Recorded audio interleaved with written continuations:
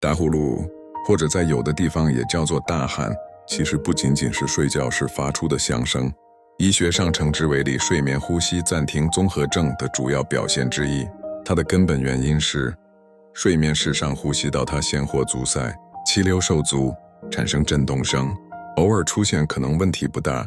但如果长期大声规律性打呼噜，就说明呼吸道反复狭窄甚至闭合。为什么危险？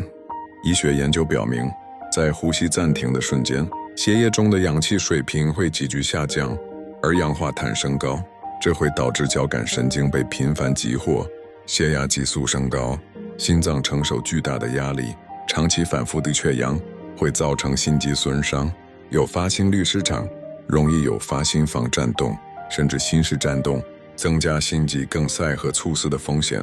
尤其在夜间突然的严重呼吸暂停，可能导致心脏骤停，直接引发猝死。因此，打呼噜并不是睡得香，而是身体在发出的危险信号。如果你觉得这期讲座对你有帮助，请订阅并转发。我们下期节目讲解如何避免晚上大喊的一些措施，以及怎样纠正大喊。